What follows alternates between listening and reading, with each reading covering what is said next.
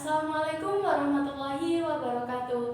Halo, selamat pagi, siang, sore, dan malam buat teman-teman yang udah nyempetin waktunya nih dengerin kita dalam sesi G-Talk, Digital Talking. Bareng aku nih, Sobat Gen Z yang melek dan adaptif teknologi. Nah, kali ini aku sama rekanku nih. Kalau kata pepatah nih, tak kenal maka tak sayang. Untuk itu kenali nih, aku Tantri Rahmawati dan rekanku. Halo, aku Altaf Ibrahim Putra. Kita dari Prodi Pendidikan IPA. Ngomong-ngomong nih, kelihatan kamu ini antusias banget nih, Taf. Emang kita hari ini mau bicara apa sih? Antusias banget karena kita akan kedatangan teman-teman yang bakalan membawakan topik yang seru banget terkait dengan pembelajaran yang menggunakan teknologi di masa depan nantinya. Ngomongin tentang teknologi ya, emang menurutmu ya, pendapatmu ini, buku kayak PPT yang biasa kita gunain itu ya di dalam kelas-kelas waktu kuliah masih kurang efektif gitu, pendapatmu loh ya ini? Kalau menurutku secara pribadi nih ya, selama 12 tahun jadi siswa itu pembelajaran yang menggunakan media dua dimensi seperti yang aku sebutin buku, PPT dan lainnya itu kayak membuat siswanya itu cepat bosan gitu karena ya cuma membaca gitu aja. Iya Dan sih, mudah ngantuk gitu kan. ngantuk, iya relate, aku juga pernah ngalami. Nah, ternyata itu ya ngantuk dan bosen itu dikarenakan itu metode pembelajarannya yang salah. Aku pernah baca nih di salah satu jurnal tentang kesalahan metode pembelajaran itu dipicu karena media pembelajarannya itu berfokus pada satu media aja. Biasanya tuh gunain metode pembelajaran klasik di mana itu guru itu cuma ngejelasin, terus murid itu kayak ngedengerin aja, jadi kan ngantuk, nggak ada interaksi lebih. Betul. Gitu nggak sih, gitu tak? Iya kan, emang pemilihan metode pembelajaran itu penting banget diperhatikan oleh seorang pendidik karena itu yang akan menjadi penentu sebuah keberhasilan atau tidaknya proses pembelajaran yang ada di dalam kelas tersebut. Nah, di zaman yang serba teknologi ini, buku memang masih menjadi sumber yang relevan. Yes. Tapi sebagai seorang pendidik itu, kita juga harus bisa menyelingi Nggak cuma buku aja iya, gitu di ya. samping dengan teknologi yang berkembang di zaman tersebut. Nah, ngomongin tentang teknologi nih, Taf, emang teknologi kayak gimana sih yang bisa gitu diterapin di dalam dunia pendidikan biar pembelajaran itu lebih seru, nggak ngebosen, nggak bikin ngantuk kayak yang kita alami gitu. Nah, dulu nih pertanyaanmu kan, karena kita akan mengundang teman-teman kita yang bakalan membawakan ide terkait dengan teknologi pembelajaran di masa depan nantinya. Tanpa berlama-lama, langsung saja kita panggil Afriska dan Liana. Hai. BTW yang kalian bawa ini apa sih? Jadi semakin kepo deh. Tapi sebelum lebih lanjut bahas tentang apa ini, boleh nih kakak-kakak kece ini kenalan terlebih dahulu nama dan dari prodi apa nih kira-kira?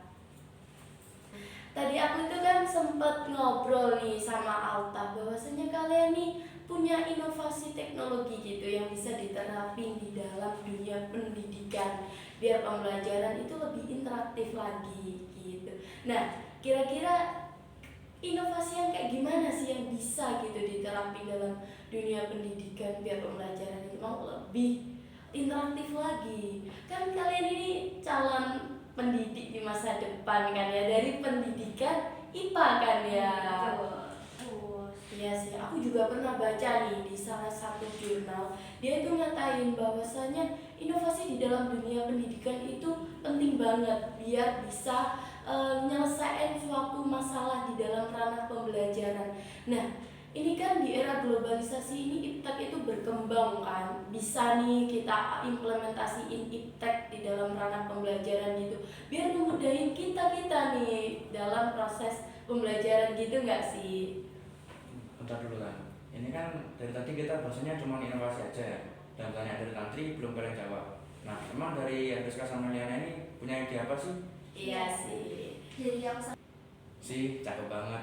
Iya sih. Jadi kayak gimana sih penerapan program yang kalian bawa ini?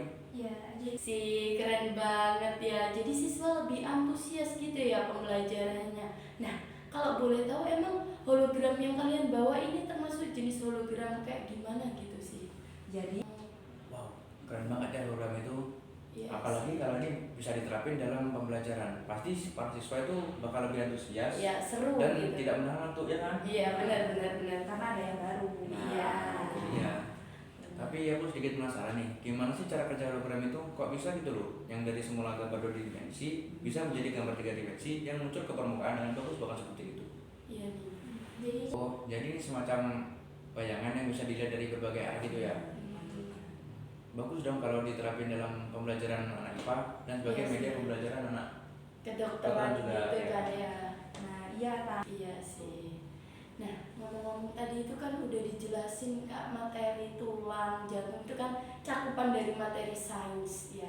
Emang kira-kira materi apa aja sih yang bisa dipelajari sama hologram nih? Biasa ya doang gitu kan. Gitu ya sih. Ada keterangan kayak keterangannya terus ditampilin bentuk aslinya ya kayak gimana gitu.